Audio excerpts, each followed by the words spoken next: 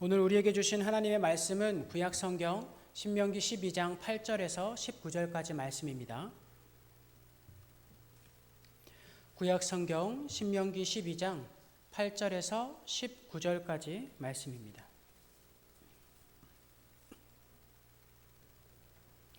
우리가 한 절씩 교독하도록 하겠습니다.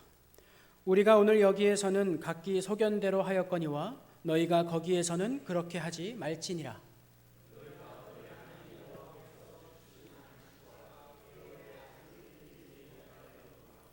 너희가 요단을 건너 너희 하나님 여호와께서 너희에게 기업으로 주시는 땅에 거주하게 될 때, 또는 여호와께서 너희에게 너희 주위의 모든 대적을 이기게 하시고 너희에게 안식을 주사 너희를 평안히 거주하게 하실 때에,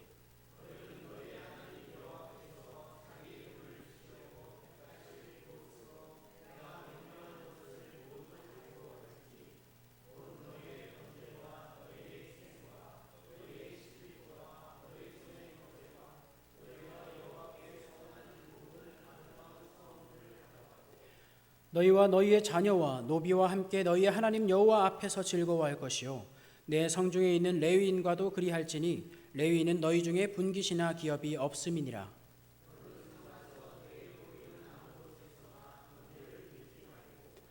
오직 너희의 한 지파 중에 여호와께서 택하실 그곳에서 번제를 드리고 또 내가 내게 명령하는 모든 것을 거기서 행할지니라.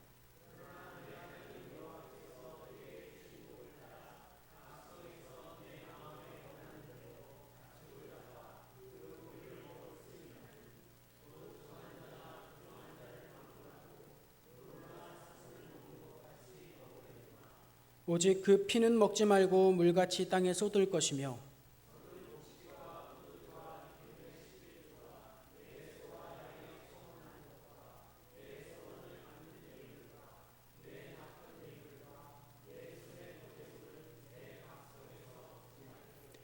오직 내 하나님 여호와께서 택하실 곳에서 내 하나님 여호와 앞에서 너는 내 자녀와 노비와 성중에 거주하는 레위인과 함께 그것을 먹고 또 내 손으로 수고한 모든 일로 말미암아 내 하나님 여호와 앞에서 즐거워하되 너는 삶과 내 땅에 거주하는 동안에 레위인을 저버리지 말지니라.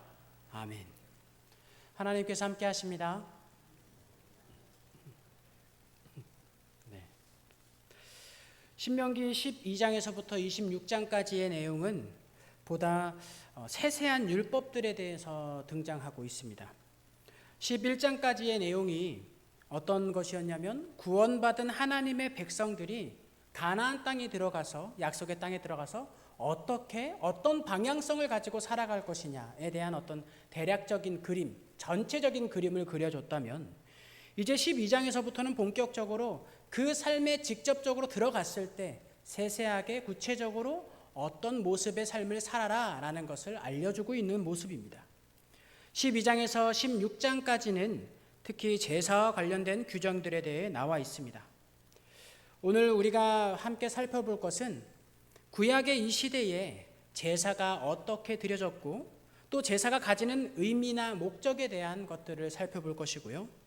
우리가 이것을 함께 다루면서 생각해 봐야 될 것은 무엇이냐면 이 내용들에 해당하는 이 제사의 모습들이 오늘날 우리의 예배에는 어떻게 적용되고 있는가를 한번 생각해 보시면 되겠습니다. 과연 이 제사 때 드려졌던 방법들과 목적들과 과정들이 우리의 예배의 자리의 모습에서 나타나고 있는지를 살펴보라는 말씀입니다. 8절부터 보면 모세는 가나안 땅에 들어갔을 때 먼저 광야에서 했던 것처럼 각기 소견대로 제사를 드리지 말고 자기 이름을 두시려는, 하나님께서 자신의 이름을 두시려는 그 장소로 나아가서 제사를 드려야 된다라고 말하고 있습니다. 이것은 계속된 광야의 생활 속에서 이스라엘 백성들은 시내산에서 이미 받은 하나님의 여러 규례를 온전히 지키지 못했던 것으로 보여집니다. 그도 그럴 것이 광야라는 공간 자체가 이 하나님의 율법을 온전하게 지키기에는 기후나 어떤 지형의 환경들이 녹록치 않았기 때문입니다. 그래서 이것을 특별히 가나안 땅에 들어가서는 광야 땅에서 했던 것처럼 그렇게 각기 소견대로 하지 말고 하나님께서 제정하신 것을 분명히 기억하고 지키라고 말씀하고 있습니다. 10절에 나와 있듯이 이제 하나님께서 그들에게 기업으로 주시는 땅에 거주할 때가 되면 하나님께서는 그들의 대적들을 물리치셔서 안식을 주시도록 인도하신다고 하셨고, 또 평안하게 그들이 거주할 수 있도록 환경을 마련해 주신다고 약속하셨습니다. 그렇게 되면 비로소 하나님께서는 자기 이름을 두시려는 그 장소로 나아가서 이스라엘 백성들이 그 예배를 드릴 수 있는 환경들로서 마련이 될 수 있는 그런 시간들과 장소들을 형성하게 되는 것입니다. 하나님께서는 할 수 없는 환경 속에서 그들에게 억지로 바르게 제사하라고 말씀하지 않으셨습니다.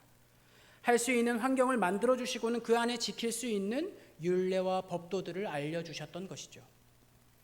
오늘 본문 초반부에서의 핵심은 무엇이냐면 각기 편의대로 제사 드리지 말고 또 더불어서 가나안 땅에서 성행하던 제사와 같은 방법으로도 드리지 말라는 겁니다. 그 당시 가나안 속에서의 제사, 그 토속 민족들의 제사는 여러 다른 지역의 제사와 조금 수단은 좀 달랐을지라도 목적은 같았습니다. 그들은 어떤 목적을 가지고 이 제사를 드렸겠습니까? 우리가 평소에 자주 하는 실수 중에 하나입니다. 우리도 아마 이런 목적으로 하나님께 나오는 경우가 많았을 겁니다. 사람이 더 나은 삶에 대한 모습을 혹은 환경을 간구하기 위해서 나옵니다. 더 나은 미래에 대한 소망을 품고 제사를 드립니다. 그래서 이 제사를 드림으로써 이 제사가 그 해당하는 신에게 만족감을 전달해 주도록 인도하는 겁니다. 즉 우리의 제물이 그 해당하는 신을 기쁘게 함으로써 그 신이 그 사람의 소망에 대한 합당한 상급을 내려주는 목적으로 제사를 드렸다는 겁니다. 즉 어느 정도 등가 교환의 법칙에 의한 그런 제사인 것이지요.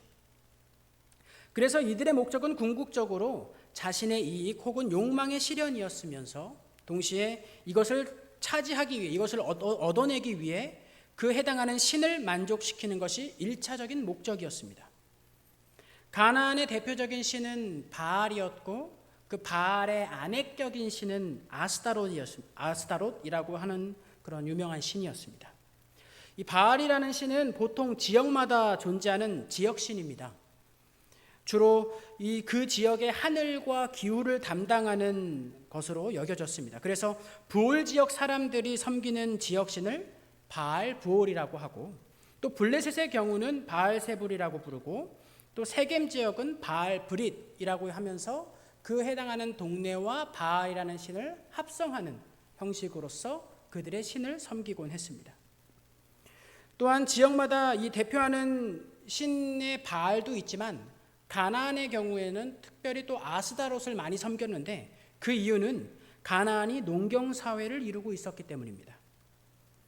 그러므로 이 농경사회를 이루고 있으면서부터 그 자연스럽게 간구되는 풍요로움 그리고 풍부한 농산물에 대한 그것을 관장하는 식물의 여신이자 다산의 여신이었던 아스타롯을 그들이 섬기고 있었던 것이죠. 우리가 흔히 무엇라고 생각하면 편하냐면 그리스 신화에 나오는 이 대지의 여신 가이아와 비슷한 역할을 하고 있다고 보시면 되겠습니다. 자, 그러면 이스라엘 백성들이 아닌 가나안 땅에 살고 있었던 토속 민족들은 이 두 신을 어떻게 만족시켰을까요? 어떠한 형식, 어떠한 제사의 방법으로 만족시켰을까요? 그것은 바알과 아스타롯의 결합으로 가나안 땅이 풍성하게 된다는 그런 미신을 가지고 있었기 때문에 남녀 간의 성적 결합의 제사 방법으로 그들의 신의 기쁨을 만족시켰습니다. 그래서 이들은 가나안 땅 곳곳에서 언제든 제사를 드릴 수 있도록 산당들을 굉장히 많이 세웠습니다. 그리고 그곳에서 그 제사의 방법을 행했던 것이죠. 또 어떤 신은 살아있는 동물을 흥분시켜서 그 동물이 흥분이 최고조에 달했을 때 목을 베어 그 피를 마시는 제사 방법을 선택하기도 했고요. 어린아이를 제물로 드리는 인신제사도 그 가나안 땅 곳곳에서 벌어졌습니다. 이러한 제사 행위를 통해서 자신의 신들을 만족시킴으로써 내가 원하는 최종적인 욕망들과 소망들을 얻어내고 싶었던 것이죠. 그런데 하나님께서는 단순히 너희들은 이렇게 하지 말아라 정도가 아니라 하나님은 이러한 제사 방법과 이러한 모습에 진노하셨습니다. 이것을 단순히 이렇게 하면 안 돼 정도가 아니고 이것을 멸하고 진노하고 파괴할 정도로 그것을 향한, 그 행위들을 향한 엄청난 진노를 가지고 계셨다는 겁니다. 그래서 이스라엘 백성들에게 그들과 같이 하지 말고 나의 말을 따라 제사해라 라는 것이 우리에게는 어찌 보면 다소 그냥 일상적인 이야기일 수 있겠지만 이 당시 하나님께서 내리셨던 그 심정과 그 마음은요, 굉장히 엄중한 것이었어요. 그래서 이렇게 말씀하십니다. 12장 2절 3절입니다. 너희가 쫓아낼 민족들이 그들의 신들을 섬기는 곳은 높은 산이든지 작은 산이든지 푸른 나무 아래든지를 막론하고 그 모든 것을 너희가 마땅히 파멸하며 그 제단을 헐며 주상을 깨뜨리며 아세라상을 불사르고 또 그 조각한 신상들을 찍어 그 이름을 그곳에서 멸하라 라고 하시죠.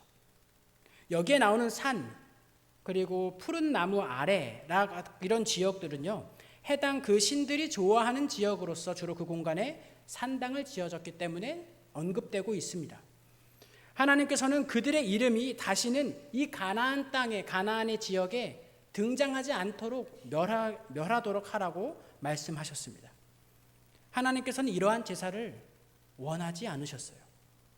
그 토속신들은 사람의 욕망으로부터 나왔기 때문에 하나님과는 완전히 다른 존재일 수밖에 없는 것이죠.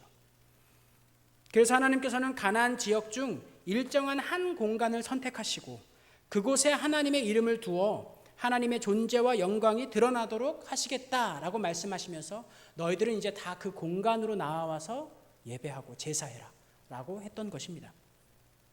그러므로 하나님께서는 이스라엘 백성들에게 다른 여러 신들의 산당과 제사법을 없애고 오직 하나님께로만 나아오는 제사를 드림으로써 당시 그 세상이 추구했던 제사의 모습이 아니라 하나님의 말씀을 따르는 제사의 모습으로 거듭나게 하라. 그리고 거룩하게 구별되도록 하라라고 말씀해 주셨던 겁니다. 그러면서 그 다음에 나오는 것이 무엇이냐면 제사의 목적입니다. 저는 개인적으로 이 부분을 굉장히 좋아합니다. 하나님의 제사의 목적을 저는 굉장히 좋아합니다. 아마 여러분들께서도 이 이야기를 들으시면 분명히 좋아하실 겁니다. 특별히 제사의 모습 혹은 방법은요, 누구나 따라 할 수 있습니다. 하나님을 믿는 사람이 아니더라도 하나님의 말씀을 기준으로 해서 이 제사의 방법을 따라 할 수 있죠. 이단이라고 하더라도 우리의 예배의 모습을 똑같이 따라 할 수 있겠죠. 그러나 제사의 목적, 예배의 목적은요, 그 누구도 따라 할 수 없는 것입니다. 여러분들이 세상의 신들을 한번 알아보시길 바랍니다. 그 세상의 신들이 기뻐하고 즐거워하는 것이 무엇인지 한번 살펴보시기 바랍니다. 그 목적을 보다 보면 결코 하나님과 같은 신을 발견해 볼 수 없습니다. 우리 본문 12절에 이 목적에 대해서 나오는데 7절과 12절 이 두 절에 걸쳐서 나오고 있기 때문에 제가 7절을 함께 먼저 보도록 하겠습니다. 거기 곧 너희의 하나님 여호와 앞에서 먹고 너희의 하나님 여호와께서 너희의 손으로 수고한 일에 복 주심으로 말미암아 너희와 너희의 가족이 즐거워할지니라. 아멘. 혹시 제사의 목적을 발견하셨나요? 12절을 한 번 더 보실까요? 너희와 너희의 자녀와 노비와 함께 너희의 하나님 여호와 앞에서 즐거워할 것이요 내 성중에 있는 레위인과도 그리할지니 레위인은 너희 중에 분깃이나 기업이 없음이니라. 아멘. 발견하셨나요? 제사의 목적이 무엇으로 나타나 있습니까? 하나님 앞에서 즐거워하는 겁니다. 즐거워할 거리가 있어야 될 거 아니에요, 그죠? 뭘로 즐거웁니까? 하나님 앞에만 나오면 즐겁습니까? 아니요, 즐겁지 않잖아요. 하나님 앞에 나오는데 무엇으로 말미암아 우리가 기뻐합니까? 하나님이 이미 미리 주신 그 복으로 말미암아 기뻐하라고 하세요. 7절에는 이렇게 나타납니다. 너의 손으로 수고한 그 일에 하나님께서 복을 주셨다고요. 우리가 삶을 살아가다 보면 우리가 수고한 일 대비 우리가 얻는 게 굉장히 적지 않습니까? 그것에 대해서 우리는 불만이 굉장히 많은 것 같아요. 그러나 이스라엘 백성들이 나타나고 있는 그들의 삶에서 나타나고 있는 복은 무엇이냐면요, 그들이 수고한 그 일에 하나님이 복을 주신다는 거예요. 즉 내가 아무리 수고하더라도 하나님이 복 주시지 않으면 그 일은 헛된 것이라는 겁니다. 하나님께 토대를 두고 하나님께 뿌리를 두고 살아가는 그 백성들이 수고롭게 일을 할 때에 하나님께서 그 일에 복을 주신다고 말씀하세요. 그 복으로 기뻐해라. 그리고 이미 너에게 준 그 땅과 그 기업과 그 풍요로움과 그 안정됨과 그 평안함으로 하나님 앞에서 즐거워해라. 그게 하나님의 제사의 목적이었습니다. 사랑하는 성도 여러분, 세상에 어떤 신이 제사를 드리기 전에 먼저 복을 줍니까? 세상에 어떤 신이 내가 너에게 복을 주겠다, 그 복으로 너희들이 마음껏 기뻐하고 즐거워해라, 그게 나에게 드리는 너희의 제사다 라고 누가 그렇게 얘기합니까? 세상의 신들은 혹은 세상에 가지고 있는 법칙은요, 인과 결과에 따릅니다. 내가 원인을 제공하고 결과를 얻는 것이죠. 내가 재물을 제공하고 그것에 대한 상급을 받는 것입니다. 그러나 하나님은 말씀하시죠. 내가 이미 너희에게 그 복을 주었고 너희는 내 앞에서 그 복을 누림으로 말미암아 기뻐해라. 그것을 내가 기쁨과 즐거움으로 제사로 받겠다라고 하시는 거예요. 그러니 이 제사의 목적을 어떻게 싫어할 수가 있겠습니까? 제사의 방법은 둘째 치더라도 이 제사의 목적만큼은요, 그 어떤 신들도 따라올 수 없는 것이에요. 세상의 그 어떤 가치나 그 어떤 기준과 그 어떤 방법으로도 이 하나님의 목적을 따라올 수는 없는 것입니다. 이것은 어떤 때에서야만 가능하냐면 하나님께서 우리에게 받으실 것 그 무엇도 원하시지 않는다는 거예요. 그저 기뻐하고 즐거워하는 것을 원하시는 거죠. 마치 부모가 어린 아이에게 바라는 것처럼요. 어린 아이가 아무것도 할 수 없는 어린 아이가 그저 웃기만을 바라는 것, 그저 건강하기만 바라는 것을 보는 것처럼, 우리가 바라는 것처럼 하나님께서 우리에게 바라시는 것이 바로 그것이라는 거죠. 누리고 기뻐하며 하나님 앞에서 함께 즐거워하는 것이요.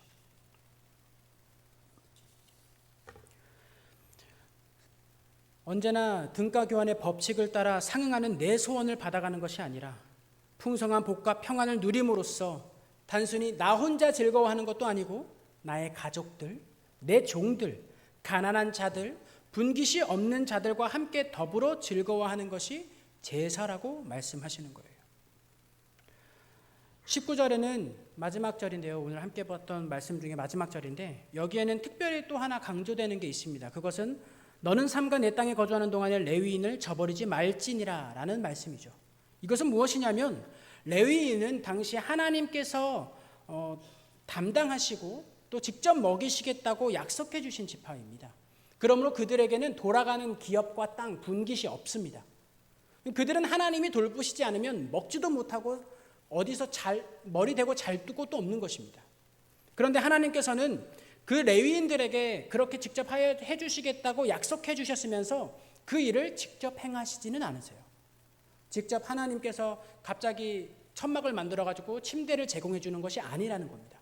갑자기 광야에서처럼 하늘의 만나를 내려주셔서 레위인을 먹이는 게 아니라는 거예요.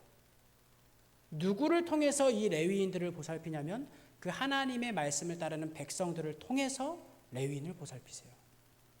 그러므로 이 제사의 법에요, 가난한 자, 연약한 자들을 함께 먹이는 것까지 포함시키는 게 우리 하나님이십니다.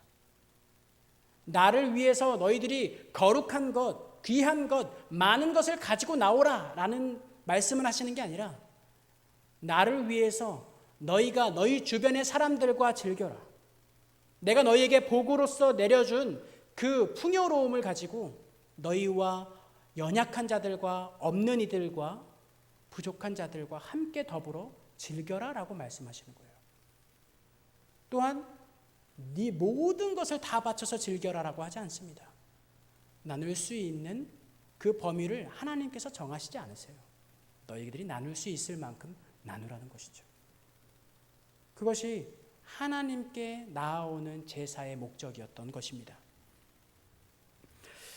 여러분, 제사의 법이라는 것, 우리가 생각하는 것처럼 우리가 평소에 생각했던 것은 굉장히 딱딱하고 조금은 엄중하며 조금은 어렵지 않았습니까?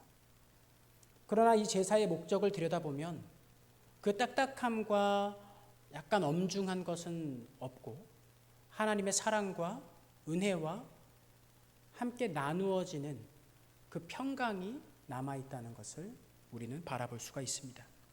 우리가 믿는 하나님이 바로 이런 분이시라는 것을 여러분들이 기억하시기 바랍니다. 우리는 말씀 속 제사의 법을 통해서 이제 우리의 예배를 들여다봐야 합니다. 우리가 오늘 하나님께 나온 목적이 무엇인지 한번 살펴보시기 바랍니다. 직분자로서의 사명일 수도 있겠죠. 또 어떤 분들은 고난 중에 있는 문제를 해결하기 위해서 예배 가운데로 나오시는 분들도 있습니다. 또 형통함 중에 있는데 그 가운데서도 더욱 큰 형통함을 약속받기 위해서 나오는 분들도 있고, 아니면 그 고난 중에 너무 미운 그 한 사람이 있는데 그 한 사람에게 조금 안 좋은 일이 생겼으면 하는 바람으로 나오시는 분들도 있습니다. 물론 이런 것들이 여러분들의 기도의 제목이 되면 안 된다라고 말하는 것은 아닙니다. 이건 언제든지 당연히 여러분들이 하나님께 요청할 수 있고 또 바랄 수 있는 간구의 제목들입니다. 그러나 오늘 우리가 조금 더 눈여겨봐야 될 것, 조금 더 우선시 바라봐야 될 목적이 있다는 것을 기억하시기 바랍니다. 우리의 삶을 인도하시는 하나님의 은혜를 경험하면서 하나님께 찬양으로 우리의 즐거움을 노래하기 위해서 예배하는 겁니다. 또 깊은 탄식으로 말미암아 우리의 고난의 문제를 가지고 하나님을 더욱 찾고 붙들기 위해서 예배한다는 겁니다. 그것이 우리의 조금 더 우선되는 예배의 제목들이었으면 좋겠습니다. 우리 교회뿐만 아니라 한국 교회는 전반적으로 코로나 이후에 예배가 회복되지 않아서 고통스러워합니다. 제 주변에 여러 이 동료들을, 교역자들을 함께 이야기해보고 만나서 통화를 해봐도 다들 힘들어합니다. 왜냐하면 코로나 이후에 성도들이 많이 줄었거든요. 성도들이 줄면은 당연히 헌금이 줄죠. 헌금이 줄고 성도가 줄면 교회를 운영하기가 힘듭니다. 우리 교회뿐만 아니라 세상의 많은 교회들이 그렇습니다. 그러면서 이야기하는 게 무엇이냐면 예배의 회복이다라고 이야기해요.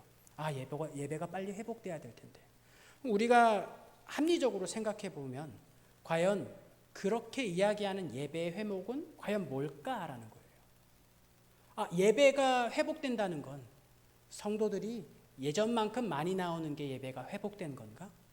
아니면 헌금이 예전처럼 모이는 것이 예배가 회복된 건가? 라고 고민해 볼 수 있다는 거예요. 그것이 아니라는 건 우리는 알면서도 그것이 근본적이고 본질적인 것이 아니라 어떤 한 부분에 불과하다는 것을 알면서도 마치 그게 우리의 본질이고 근본인 것처럼 생각하게 된다는 거예요. 왜냐하면 어렵기 때문에. 그러나 하나님의 말씀에, 하나님의 가르침에 입각해서 보면요, 우리의 예배의 본질과 근본은 숫자와 돈에 있지 않다는 것을 기억하셔야 됩니다. 우리의 예배의 회복은요, 우리의 삶의 회복이에요. 우리가 삶 속에서 하나님을 잊지 않는 것이 예배를 회복하는 방법입니다. 우리가 예배 가운데에서 우리의 욕심과 우리의 욕망과 우리의 소망보다 하나님이 우리를 향하신 소망이 무엇인지를 묻게 되는 게 예배의 회복이라는 거예요. 그 본질이 우리 가운데 회복이 된다면 그 이후의 이야기들은 혹은 그 부분적인 이야기들은 하나님께 바랄 수밖에요. 우리가 또 노력할 것들을 하나님께서 보여주실 것입니다. 그러나 우리가 먼저 집중해야 되는 것은 예배의 본질적인 회복이라는 겁니다. 이것을 우리가 이 말씀들을 통해서 기억하고 배우기를 원합니다. 내 삶의 고통의 시간을 하나님 앞에서 씨름하는 것, 그것이 우리의 예배가 되어야 하고, 내 삶에 나타나는 하나님을 향한 기쁨과 감사함으로 즐거워하는 것, 그것이 예배가 되어야 된다라고 오늘의 말씀은 우리에게 알려주고 있습니다. 어쩌면 우리는 예배의 회복이라는 단어를 쓰긴 하지만 어쩌면 제대로 된 예배를 별로 드려본 적 없을지도 모릅니다. 제가 중고등학교 시절만 해도 몇 번 이러한 예배를 드려본 적이 없기 때문입니다. 신명기에서는 하나님께서 계시는 어떤 공간, 특정한 공간을 이야기하면서 그 공간으로 나와서 제사를 드리고 그 제물에 대하여 함께 나누어 먹고 즐거워하라라는 것을 제사의 하나의 그 모든 과정으로 이야기하셨는데, 이것이 오늘날 우리에게는 굉장히 중요한 인식을 알려주고 있습니다. 우리의 예배 공간에 대한 이야기들이기 때문입니다. 성도님들께서는 거의 대부분 우리 예배의 공간이 그저 교회라는 이 한정된 공간에 제한되어 있지 않다는 것을 알고 있습니다. 결국 우리의 예배의 공간은 우리의 삶의 공간으로 확장된 것이죠. 왜냐하면 구약시대에야 하나님께서 머무시는 공간을 특정하셨지만 예수님의 구원으로 말미암아 우리는 이제 각 개인의 삶에 하나님께서 동행하시는 그 동행의 은혜가 마련되어졌기 때문이에요. 이제 우리의 삶이, 우리의 행동 반경이, 우리의 몸이 하나님의 성전이 된 것과 똑같은 역할을 한다는 겁니다. 그러므로 우리의 개개인의, 우리의 삶의 그 자리자리에 하나님께서 함께 하심으로 말미암아 예배의 공간이 된다는 것이죠. 그러므로 우리는 주어진 삶을 하나님 안에서 즐길 줄 알아야 합니다. 우리에게 지금 현재 허락된 이 삶에 우리가 하나님 앞에서 즐거워할 줄 알아야 된다는 거예요. 더불어 혼자 즐거워하는 것이 아니라 나의 가정, 나의 이웃, 고통 중에 있는 이들과 함께 그것을 즐거워할 줄 알아야 된다는 겁니다. 그게 오늘날의 성도들이 가지는 예배의 진정한 모습입니다.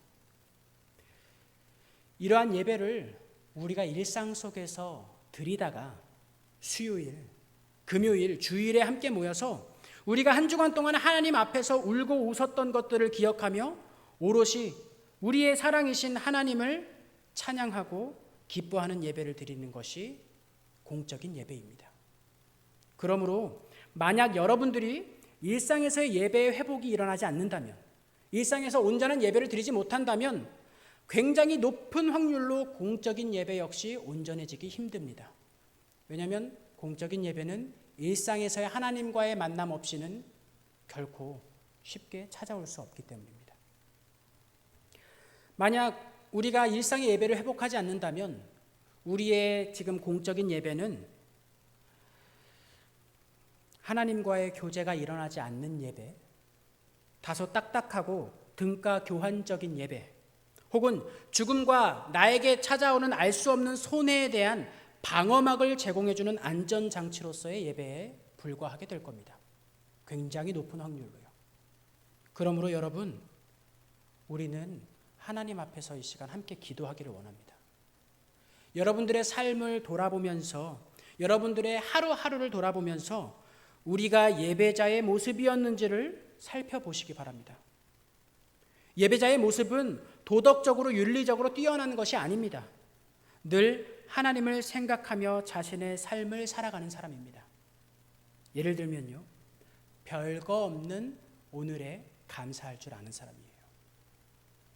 풍요로운 현재에 하나님을 더욱 의지할 수 있는 사람입니다. 그리고 고통스러운 현재에 하나님을 외면하고 하나님을 원망하는 게 아니라 더욱 하나님을 끈질기게 붙잡고 그 기간을 견뎌내는 사람이 바로 예배자입니다. 지난 날 동안 예배자의 모습으로 살지 못했다면 오늘 이 시간 우리는 예배자가 되어 하나님께 감사하고 하나님께 의지하며 하나님을 기억할 수 있는 저와 여러분이 되기를 바랍니다. 우리 시간 한 3분 정도 우리의 삶을 돌아보면서 함께 기도하겠습니다.